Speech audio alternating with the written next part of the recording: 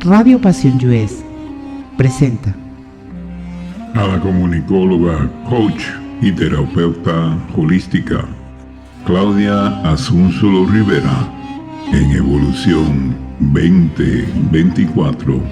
un espacio de reflexión y de apertura a nuevas ideas y diferentes visiones de la espiritualidad.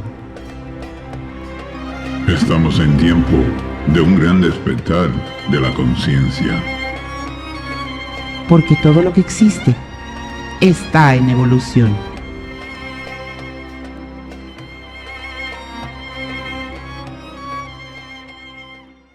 Hola, ajo. Hoy los saludo con esa expresión prehispánica de gozo que era propio o sigue siendo incluso propio de las etnias de lo que hoy es la República Mexicana. Hola, ajo. Soy Claudia Asúnzolo Rivera. Bienvenidos a Evolución 2024, el programa para hablar de espiritualidad y también de otros temas de interés, pero bueno, ya saben, básicamente de espiritualidad. Tengo el gusto de estar transmitiendo desde el bello pueblo mágico de Tequisquiapan, en el estado de Querétaro, México, para más de 60 países a través de Radio Pasión, seduciendo tus sentidos. Radio Pasión, la estación de la música bonita. Les recuerdo que sonamos los 365 días del año, las 24 horas del día. Amigos, se acerca el 12 de diciembre. De hecho, este programa va a ser un día antes del 12 de diciembre y es el día de la Virgen de Guadalupe, de la Guadalupana. Y si algo es importante y representativo de la vida espiritual del pueblo mexicano, es la devoción a la Virgen de Guadalupe. Ya me había yo tardado en abordar este tema, de hecho. Y es más, es parte de nuestra identidad como mexicanos. Pero, ¿por qué llegó a ser tan importante el culto a la Virgen y por qué es parte de nuestra identidad? ¿Por qué llegó a ser tan importante? ¿Qué relación será que hay entre la Virgen de Guadalupe y la diosa prehispánica Tonantzin? Vamos a platicar de todo esto y miren, tengo hoy un invitado que de verdad me siento muy honrada de que nos acompañe el día de hoy. Es un invitado de súper lujo, es el doctor Ramiro Alfonso Gómez Arazapalo Dorantes. Él es doctor en historia y etnohistoria por la Escuela Nacional de Antropología e Historia de México. Es profesor investigador en la Universidad Intercontinental, en las licenciaturas en Filosofía y Teología, y es director del Observatorio Intercontinental de la religiosidad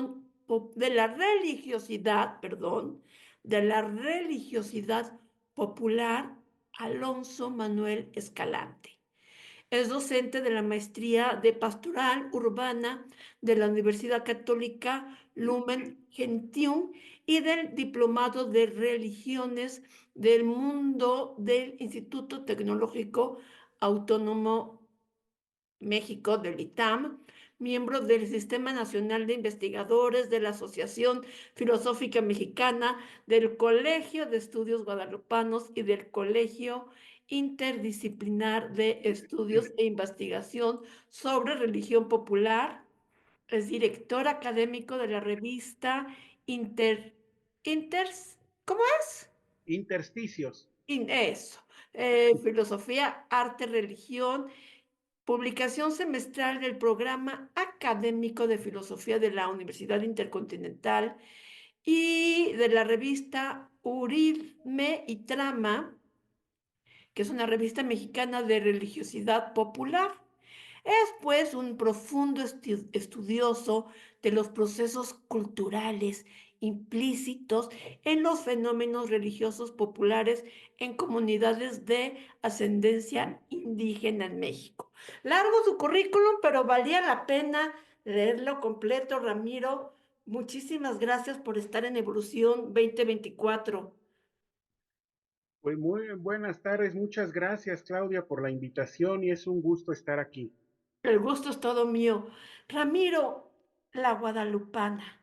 Fíjate que hace tiempo, ya varios años, yo estuve estudiando budismo, nada que ver, en Casa Tíbet, y decía Tony Karam, que es el maestro principal, el lama principal, de hecho es el representante del Dalai Lama en México, que en México a lo mejor había gente que no era católica, y a lo mejor que sí, pero que guadalupana sí se es, ¿no? Que guadalupano sí se es.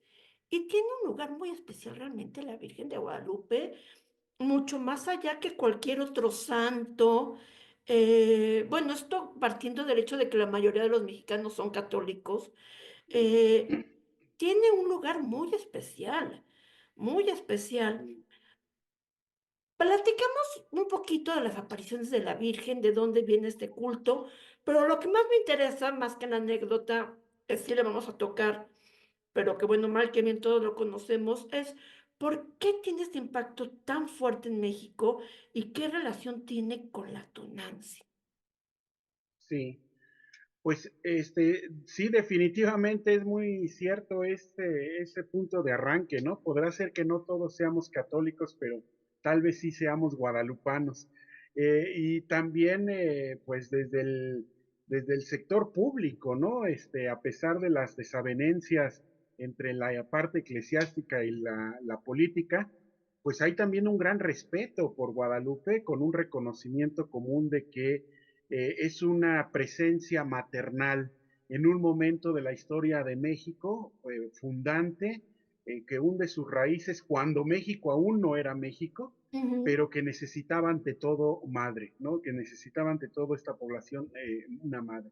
Y pues yo creo que este culto es tan poderoso, tan difundido, dada su antigüedad y el momento de fusión primigenio que se da entre dos posturas del mundo completamente ignorantes una de otra, podríamos decir los indígenas y el mundo español, ujú, en donde la cuestión de una traducción profunda, un entendimiento a fondo de los conceptos, estaba costando muchísimo trabajo, porque eran cosmovisiones muy divergentes que no empataban, un momento de imposición, de desmantelamiento del universo cultural propio indígena, y al mismo tiempo que con sus manos tenían que desmantelar ese universo conocido y amado, tenían que construir a fuerza este otro universo que no entendían y en el que no encajaban, ¿no? claro. Eh, pues el desmantelamiento de los teocalis, de los templos y la construcción de las iglesias. Es un momento caótico y doloroso donde es difícil pensar en un punto de reconciliación y de pronto Guadalupe en la historia parece ser ese punto de reconciliación Es que en el que se qué encuentran. doloroso, de verdad, que de repente vengan y te digan, mira, todo lo que tú crees, piensas y todo lo que tus antepasados creyeron y pensaron, no, y te olvidas de eso ahorita. Y ahora vas a Sí, creer en esto. Qué fuerte. sí, muy fuerte, porque todos los parámetros de lo que hoy llamamos interculturalidad, Ujú, diálogo intercultural, entendimiento del otro, pues para el siglo XVI no existen, en lo absoluto no existen. Había una idea muy férrea de que pues nosotros europeos poseemos la verdad a través del cristianismo y no vamos a negociar con nadie esa verdad. Así ujú. que a los demás pueblos, aunque les duela, es necesario que adopten esta verdad para su mejor provecho y salvación, ¿no? Entonces, esa era la mentalidad, Claro, pero para las culturas receptoras fue algo sumamente traumático. brutal, brutal, ¿no? Eh, Sí, Entonces, a ver, la historia ya lo sabemos. Juan Diego, ¿quién era Juan Diego? Juan Diego era un indígena vecino de Cuautitlán Ajá. que tenía que ir a Tlatelolco a la doctrina. El mapa de Uppsala es un documento, un mapa muy temprano, más o menos de 1560, por ahí más o menos entre el 60 y el 65, es muy temprano, y en ese mapa ya aparece iglesia en Cuautitlán, construida, y Mm, también en el pueblo vecino de Tultitlán. Entonces, si Juan Diego era un indígena vecino de Cuautitlán, muchos se pueden preguntar entonces qué tenía que andar haciendo pasando por la villa porque iba camino hacia Tlatelolco. mm, Bueno, Juan Diego debió haber sido un indígena que tenía cierto grado de nobleza. Una vez consumada la conquista, los frailes se preocuparon mucho por los contactos y la traducción cultural profunda del mundo náhuatl y del mundo cristiano. Y abrieron un lugar especial que fue el Colegio de la Santa Cruz en Tlatelolco, es donde Fray Bernardino de Sagún escribió la historia general de las cosas de la Nueva España, ah, y ok. era para educar a los hijos de nobles sobrevivientes, hijos nahuas de nobles sobrevivientes, para que aprendieran latín, las artes cristianas, todo lo mejor de lo que traían de España, para empezar a hacer esta conexión intelectual con el pueblo indígena. Entonces, Juan Diego tenía cierto rasgo de nobleza porque tenía derecho a estudiar en Tlatelolco. No cualquier indio tenía el derecho. La doctrina la estudiaban en la iglesia que territorialmente les correspondía. Ujú. Así que Juan Diego, aunque le quedara lejos, tomó esa oportunidad que se le ofrecía, y el Tepeyac estaba de camino a Tlatelolco cuando existía la laguna. De hecho, lo que hoy es Calzada de los Misterios era la calzada que unía el Tepeyac, el Mm. territorio sagrado del Tepeyac, con Tlatelolco y Tenochtitlán. Entonces Juan Diego venía cruzando la cordillera de Guadalupe precisamente para llegar al Tepeyac. Imaginemos hoy que el atrio de la basílica, donde estaba la basílica, el atrio era playa. Ese terreno era lamido por las aguas de la laguna. Ok, Y por eso ya. tiene sentido la calzada, porque era la que tomaban para llegar a pie seco de Tepeyac a el centro, al corazón de Tenochtitlán. Entonces, eso era lo que estaba haciendo Juan Diego, él iba para allá y es, aunque hay que decir, perdón que me extienda un No, poquito, no, no, está pero interesante. es muy interesante porque todos estos datos se entresacan, ¿no? De los pocos datos que hay. Juan Diego no debió haber sido un pipiltin, es decir, de la clase de la nobleza suprema. No, no lo era porque si lo hubiera sido, la Virgen de Guadalupe hubiera quedado estampada en algodón y no en ixtle. Eh, Oh, Porque los nobles, los grandes nobles, los de la máxima realeza, eran los únicos autorizados para usar algodón. El resto del pueblo utilizaba el ixtle. ok. Entonces, pues la Virgen está en el ayate, en la tilma de Juan Diego, que es de ayate, fibra de maguey, pues eso nos da a entender su posición social. Él no podía usar algodón, no usaba algodón, era la tela de maguey. O sea que era noble, pero no de los más altos. Exactamente, Un exactamente. contecillo por ahí. Sí tendría que Equivalente, tener ¿no? algún rasgo ahí Ajá, distintivo que ajá, le permitió el acceso a ese privilegio de ok, estudiar en el Colegio de la Santa Cruz, y pues lo aprovechó, ¿no? Lo aprovechó. ok. Y entonces es en uno de estos andares para allá que se le aparece la Virgen. Exactamente, exactamente al cruzar por la cordillera del Tepeyac. De hecho, es muy interesante. Tepeyac significa la nariz del cerro, ¿sí? O el cerro nariz, literalmente el cerro nariz, ¿no? Y esto es porque si tomamos la cordillera del Tepeyac viniendo de tierra adentro hacia lo que hoy es Estado de México, hacia Ciudad de México, el último cerrito, o sea, el cerrito que encara la laguna, que es la cara de la cordillera para encarar la laguna, es el Tepeyac, no es precisamente el Tepeyac. Entonces, ciertamente venía por esa cordillera, tenía que llegar a fuerza al Tepeyac para de ahí tomar la calzada y avanzar hacia Tlatelolco. Ok. ¿Cuántas veces se le aparece la Virgen antes de manifestarse en el Ayate? Bueno, son tres apariciones, Ujú. son cuatro en realidad a Juan Diego, pero podríamos considerar que la cuarta es la de la manifestación ya en las Rosas, ¿no? Ya Ok. en la tilma, entonces son tres previas a esa, más una extra que no es a Juan Diego, que fue a su tío Juan Bernardín. Ujú. De hecho, cuando se le aparece, Juan Diego va, le da el mensaje al obispo, el obispo como que no le cree mucho, al siguiente día se queja con la Virgen, le dice que mejor mande a otro, y entonces le dice, no, pues tienes que ser tú, a fuerza tienes que ser tú.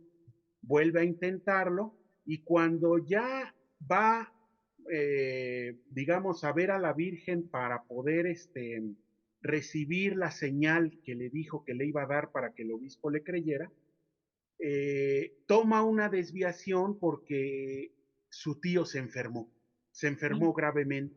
Y entonces él pues toma una desviación para no encontrarse a la Virgen y poder rápido ir por el sacerdote para que no se vaya a morir su tío sin el auxilio. Y Ajá. es ahí donde la Virgen le sale al encuentro, se le aparece, de todos modos le da la señal del milagro, pero le dice que ya no se preocupe, que su tío ya está bien, que ha sanado, y en ese momento también el tío después refiere que también se le aparece a él, También ¿no? se le apareció. Entonces serían estas cuatro a Juan Diego y bueno, tres propias de Juan Diego, una al tío, a Juan Bernardino, más la quinta que ya sería a todos, ¿no? Cuando Que es la caen las rosas manifestación. del Ajá. milagro. Ok. Sí, que le dicen, no te me andes escondiendo, chiquito. Así es. Ok, ¿en qué siglos empezó o en qué fechas empezó a construir la primera iglesia? Porque, bueno, primero fueron iglesias pequeñitas, ¿no? Sí, sí, eso es muy interesante bueno, la construcción de un lugar de culto fue inmediato, eso lo tenemos seguro, porque el lugar de culto se establece de inmediato. La fuente más temprana que tenemos que habla del culto a Guadalupe en el Tepeyac es Fray Bernardino de Sagún. Entonces, aunque no lo hace en muy buenos términos, más bien él como franciscano expresa su sospecha de este culto, Ujú. la referencia es muy temprano, estaríamos hablando entre 1560 y 1580. ¿Quién es Fray Bernardino? Fray Bernardino de Sagún es un franciscano que estuvo bueno, que está en la fundación del Colegio de la Santa Cruz y Ajá, que fue el encargado, digamos, de conocer al máximo las antiguallas de los indios, como le decían, ok. investigar, interrogar a los indígenas, y de ahí salió su famoso Códice Florentino, Eso. que es la redacción con imágenes de la historia general de las cosas de la Nueva España, que es nomás la pura redacción. Es uno de los códices más antiguos, gracias al cual sabemos más sobre las costumbres de estos pueblos prehispánicos. Exactamente, sí. Y fue ahí en Santiago Tlatelolco. Bueno, ahora está la iglesia de Santiago Tlatelolco. Al lado está el convento de la Santa Cruz y ahí estuvo el colegio de la Santa Cruz que estaba destinado a la educación de los indígenas nahuas, pero hijos de nobles, ¿no? Que tenían grado de nobleza, es decir, que conocían la crema innata de los conocimientos prehispánicos. Ok, entonces, pero entonces, ¿a quién le pide Juan Diego? ¿A quién le lleva las rosas Juan Diego para decirle la Ah, Virgen quiere sí, un muy bien, a Fray Juan de Zumárraga, afra? que era el obispo de México, Ok. que podemos suponer que iban muy de la mano. Zumárraga no escribe nada, pero Fray Bernardino de Sahagún sí, y ambos eran franciscanos, contemporáneos, eran de la misma camada. Fray Ajá, Bernardino de Sahagún y Fray Juan de Zumárraga, que era el obispo, ¿no? El obispo de México. Por eso iba a verlo a él. ok, Que por cierto, el lugar al que iba a verlo es el que hoy es museo, bueno, está en la calle de Moneda, ¿no? Enfrente de, a un costado del Palacio Nacional, ok, por donde está el Museo Nacional de las Culturas del Mundo. ok. Ahí enfrente está el museo que era el antiguo arzobispado de la Ciudad de México. Ahí es en ese entonces donde estaba radicado el obispo Zumárraga y ahí iba Juan Diego. Y ahí fue a decirle, quiere la Virgen un templo, pero lo quiere allá, en el Tepeyac. Exactamente. Y hicieron varias capillas chiquitas, después hubo esta gran basílica de muchos años, y después ya la basílica moderna que conocemos Sí, hoy en día. así es. Pero digamos, los vestigios, o sea, los edificios que están ahora construidos, como la Capilla del Cerrito, el Pocito, la Parroquia de Indios, fueron ya edificaciones posteriores. Pasó no solamente los 1500, sino también los 1600, ¿no? Son construcciones que datan ya aproximadamente del 1700. Ajá, Entonces, no quiere decir que hubiera un hueco de culto en esos siglos primerizos, sino que más bien yo creo que la iglesia como institución tardó en, en validar el milagro, ¿no? Tardó en validar la presencia de Guadalupe en un lugar de culto indígena prehispánico, como era el Cerro del Tepeyac. y Y yo creo que los indígenas, desde el primer momento, levantaron ermitas y levantaron okey, iglesias, pero de madera, paja, adobe, ¿no? Muy humildes, que tuvieron presencia clerical desde el primer momento. Sagún lo especifica, que ajá, sí era, o sea, no era un lugar de culto cristiano, okey, sospechoso, pero cristiano. O sea, sí, había culto, había misa, había el culto a Nuestra Señora, etcétera, pero yo creo que estuvo mantenido y patrocinado por los indígenas. La presencia con edificios ya sólidos, bien construidos, será hasta ya los años 1700, finales de los 1600, principios de los 1700. o sea, como 2 siglos después, más o menos. Más o menos como un siglo, siglo y medio Siglo y después. medio. Este, ¿cómo es que se valida finalmente el milagro? Bueno, va, digamos que hay una presencia clerical que se va incrementando, ¿no? Se va Okey, incrementando y esto se devela por la construcción de buenos edificios. okey, No pensemos que la basílica antigua, no pensemos que se puso Zumárraga a construirla luego, luego, ¿no? ajá, El primer culto fue en lo alto del Cerrito, ajá. en lo que hoy llamamos el Cerrito, la capilla del Cerrito que está arriba, ese fue el primer lugar de culto. Y que te pueden Ya visitar todavía, ahí están los vestigios de se esos puede, edificios. sí, sí se puede visitar, ahí está todavía. Desgraciadamente el templo prehispánico, el templo de Tonantzin, ese estaba a espaldas de la iglesia del Cerrito, ese ya no existe, porque esa Okey, parte del cerro se dinamitó para construir la calle de Cantera, la actual calle okey, de Cantera que rodea el cerro del Tepeyac. okey. Entonces esa, pues ya desgraciadamente eso ya no Sí, existe, qué ya no desgracia. hay cerro ahí, ya es una calle, una avenida, pero bueno, ese cerro, esa iglesia del Cerrito fue el primer lugar de culto. Okey, Después, yo creo ya cuando la iglesia pues, digamos, ha acabado de domesticar el milagro, o sea que ya no hay duda de ajá, que pueda haber contaminación de la antigua religión de los indígenas, que se va dando con el tiempo y que se va probando con la distancia y que poco a poco va acabándose todas aquellas referencias a la forma de vida antigua. pues es cuando ya se empieza a construir el templo abajo, la basílica, La ¿no? Ya la Basílica basílica. Grandotota, que fue muchos años. La antigua Sí, basílica que todavía hoy ahí está muy, pues muy hundida, muy hundida, impresionante. pero afortunadamente se ha mantenido estable y bueno, ahí la tenemos. Yo leí en alguna parte, pero no recuerdo dónde, usted me dirá si es correcto, que de hecho como que hubo un tiempo que se quiso prohibir el culto a la Virgen de Guadalupe por ahí en el Tepeyac, porque no estaban muy seguros a quienes iban a adorar los indígenas. Sí, Si iban a adorar a María de Guadalupe, Madre de Jesús, o si iban a adorar a la Tonancia. Entonces, exacto. creo que es interesante saber ahorita y Pues entrar a la relación entre ambas. sí, pues exactamente ese contenido que refiere Claudia, exactamente ese, es al que me refiero con Fray Bernardino de Sagún cuando la menciona. ¡Qué sospechoso! Cualquiera, sí, cualquiera de nosotros, cualquiera de nuestros amigos que nos está escuchando en su programa, que tenga el libro de la historia general de las cosas de la Nueva España, o que lo busque por internet porque ya está socializado completo, Ujú, puede encontrar esto que voy a decir en el apéndice del libro 11.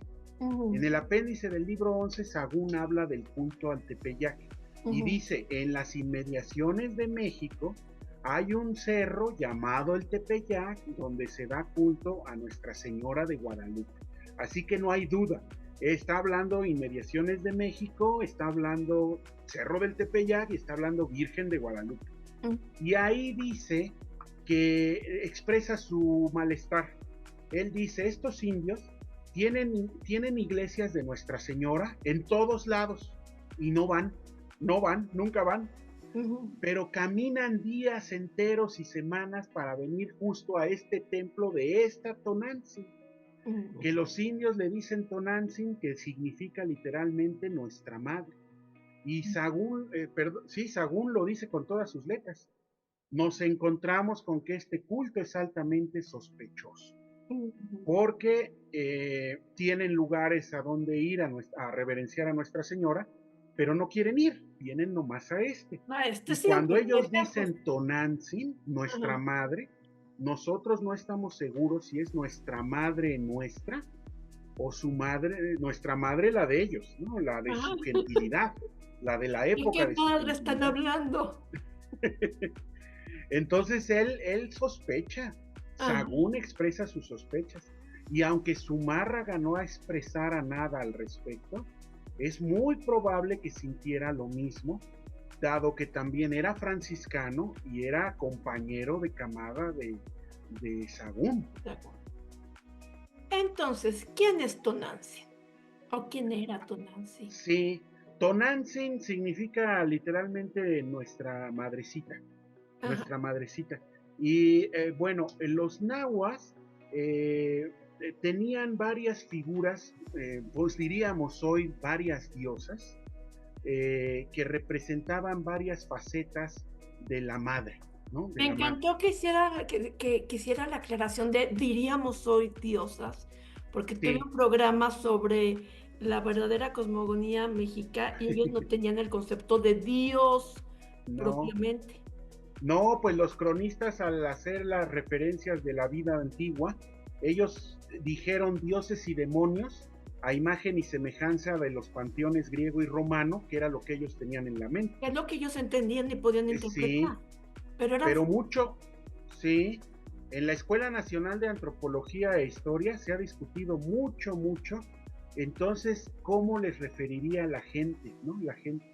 Y después de muchos estudios, referencias y también estudios etnográficos contemporáneos, se ha llegado como que a cierto consenso de que tal vez el término más adecuado para referirse a esas deidades era dueños, dueños.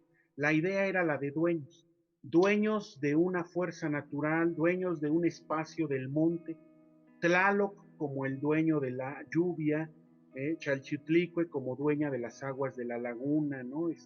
O sea, dueños que ejercen su poder sobre un territorio que les es dado. Entonces, estas diosas que encarnaban en distintas facetas de la maternidad, pues eran, Tonantzin era una de ellas, dedicada a la figura cálida, apapachadora, consentidora de la madre. Ok. Sí, porque comentábamos antes de empezar el programa que había otras diosas madres, como por ejemplo la Coatlicue, que Sí, era la madre de Huitzilopochtli, el sol, y también de la luna, Coyolxauhqui.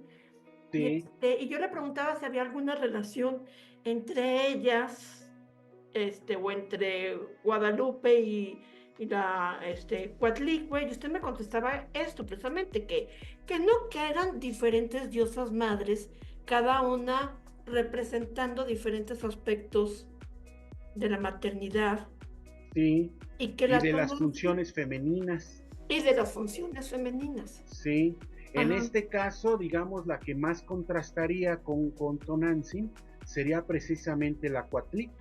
ok. Esta Coatlicue que tenemos monumental en el Museo de Antropología e Historia, que es una diosa terrible, que en vez de cabeza tiene una cabeza de serpiente, en vez de manos tiene garras como felinas, porta un collar de corazones humanos sacrificados, y su falda está hecha de serpientes de cascabel entrelazadas. Y también en lugar de pies tiene garras como de lagarto o de felino. Está Entonces, fuertecita tu madrecita. sí, sí, es la madre de quien se mete con mis hijos, ¿no? Ok, O sea, no te les acerques. Es la madre brava, la protectora, madre leona en su función de protección de los hijos, la de madre cuidarlos, guerrera. etcétera. Sí, sí, de agresiva por defender a los hijos. Entonces, esta era otra forma. Es muy interesante que haya sido precisamente en el Tepeyac, el lugar de culto a Tonantzin, donde la Virgen se apareciera y se apareciera para decir, no estoy yo aquí que soy tu madre, no estás por ventura en mi regazo, no descansas en el entrecruce de mis brazos. O sea, esta madre que consuela en un momento, una década después de la conquista, más o menos se data en 1531. Bueno, el Nican Mopogua data en 1531 las apariciones, pues apenas 10 años después de la conquista. Oh, o sea, fue muy rápido en realidad. Fue muy rápido, fue Y muy es esta rápido. madre amorosa que consuela justo cuando el pueblo mexicano necesita eso, consuelo. Sí, sí, a mí me llama mucho la atención, estaba revisando un discurso que se dio en la Cámara de Senadores, hace muchos años, ¿no? Todavía antes de las relaciones Iglesia-Estado y todo esto, y era un discurso muy respetuoso y muy de muchísima valía acerca de Guadalupe, donde esta parte política mexicana, desde su laicidad que le es propia, Ajá. decía, pues la honra de la Virgen de Guadalupe Mm, es que es una presencia histórica en México cuando esta nación, más que otra cosa, necesitaba una madre. una madre. Ramiro, ¿le parece bien si vamos a escuchar algo de música? Claro que sí. Sí, vamos a escuchar esta canción que pues todos los guadalupanos la conocen, que es precisamente La Guadalupana. Y la vamos a escuchar en la voz de los cantantes Emanuel y Alexander Hacha, y también el artista urbano y rapero FT Big Metra. Vamos a escucharla y ahorita regresamos.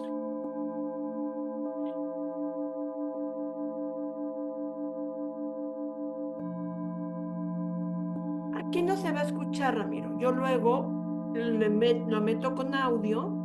Ah, muy Y bien. cuando esto salga a radio, ya sale con toda la canción. Para el video en YouTube, pues ahí no va a estar la canción, pero bueno, hacemos de cuenta que ya la escuchamos, Ramiro. ¿Te parece bien? Muy bien. Sí, bueno. Estoy de regreso. Tengo el gusto de estar platicando con el doctor Ramiro Alonso Gómez Arzapalo Dorantes, toda una autoridad en el tema de la religiosidad popular en México. Ya estamos platicando de la Virgen de Guadalupe y su relación con la Tonantzin y su impacto no solo en la vida espiritual de México, sino en la identidad de México como nación. Ramiro, entonces decíamos que Guadalupe se presenta ahí donde era venerada la Tonantzin, la madre amorosa de los pueblos indígenas. Entonces, toma su lugar, Guadalupe. Sí, claro, digamos, este papel protagónico que va a asumir Guadalupe en este territorio, hoy llamaríamos pluricultural, ¿no? Totalmente pluricultural, va a ser, yo pienso que es un primer fermento de un discurso unitario en este territorio. ¿No? Pensemos justo contemporáneo a esto de Guadalupe, estaba la cuestión de las castas, ¿no? Las castas, que eran distinciones de acuerdo a las combinaciones raciales que se daban en la población. Y de repente en el relato del Nican Mocowa hay una parte donde se dice, quiero esta casita en el Tepeyac para como madre amorosa escuchar las súplicas de todos los que juntos viven en esta tierra. ¿No? En este sentido no lo cierra exclusivamente a los indígenas, todos los que juntos viven en esta tierra. Pues ya estaba, obviamente, indígenas, españoles, ya había negros, esclavos, y Criollos, empezaba a llegar gente mestizos. sí, sí, empezaba a llegar gente también de Asia a través pues, del contacto con Filipinas y todo esto. Entonces, me parece muy interesante este lugar que cobra en la historia de México como un protodiscurso de unidad Es un en un momento discurso de de unidad. muchísima división. Ok, claro. Claro, yo creo que esa es una de las grandes fortalezas de la guadalupana, ¿no?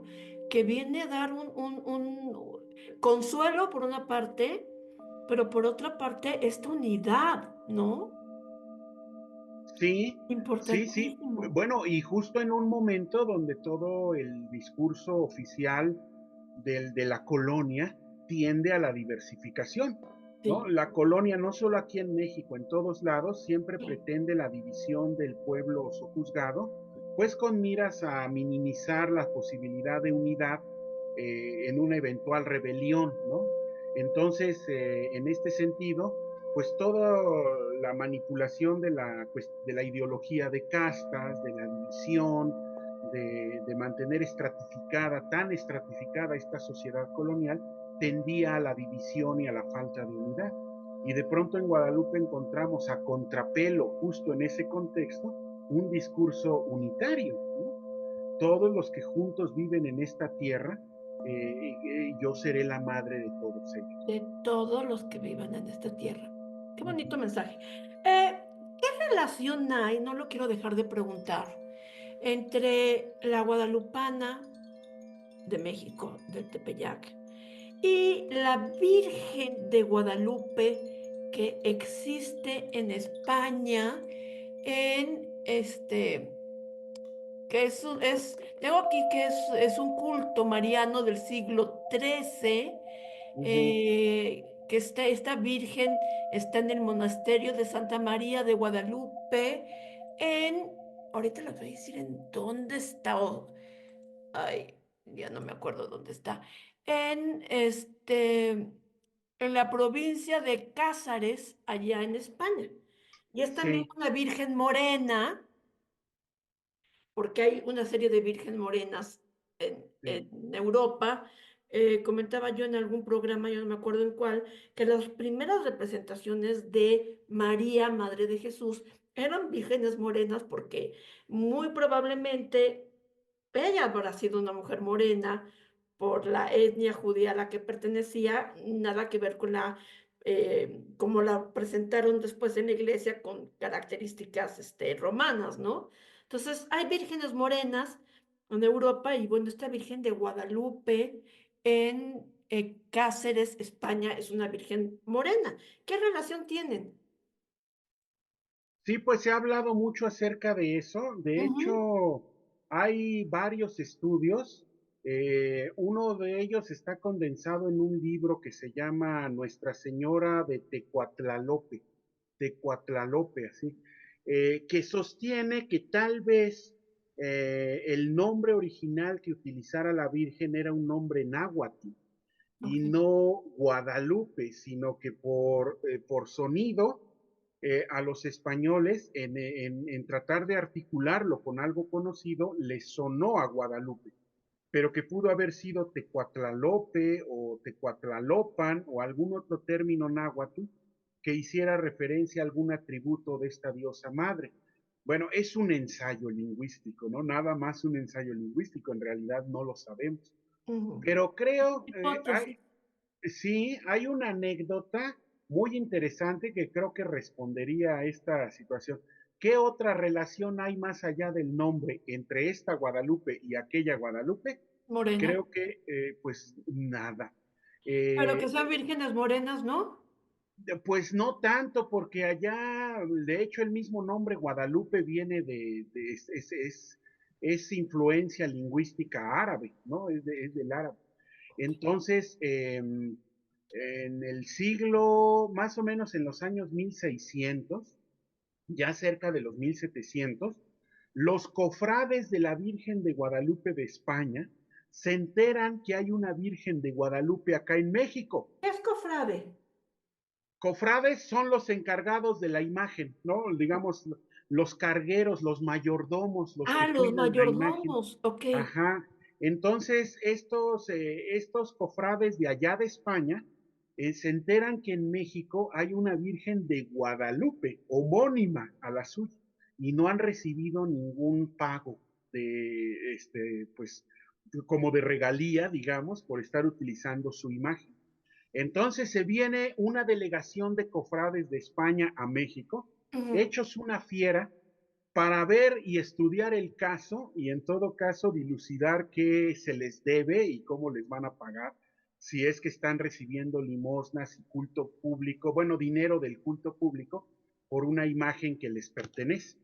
Pero no, eso es muy interesante. Esos cofrades de Guadalupe de España llegan al Tepeyac y de puro golpe de vista al ver la imagen, se dan la vuelta y se regresan.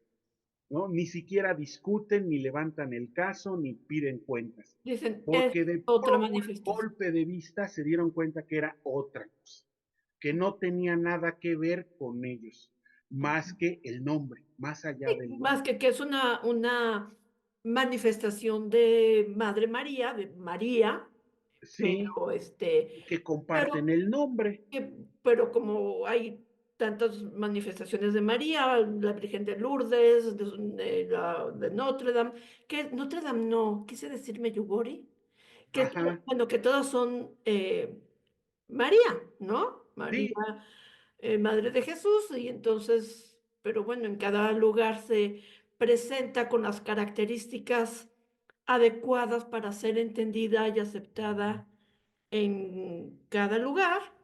Y dijeron, no, pues esta sí está diferente. Y dijeron, no, no tenía nada que ver. ok, Ellos creían que se las habían plagiado o que la ok. estaban utilizando sin dar los debidos réditos, ¿Por qué se pero habla, no, no? De que no de que nos la exportaron de allá. De que no, no, dijeron, no, ay, iconográficamente no. esta virgen como es morena, te les va a gustar a los de allá y que nos la quisieron imponer de esa manera. Se dice eso. Sí, pero lo veo difícil, o sea, la Ok. imagen, ¿no? Digamos, nuestros amigos que nos estén escuchando, si no han tenido la oportunidad de aproximarse, de verla, si la buscan en internet, ¿no? La Virgen de Guadalupe de Extremadura, España, esta, lo pueden encontrar y es evidente, ¿no? No es, la de acá es plana, pues en un lienzo, la de allá es en bulto, ¿no?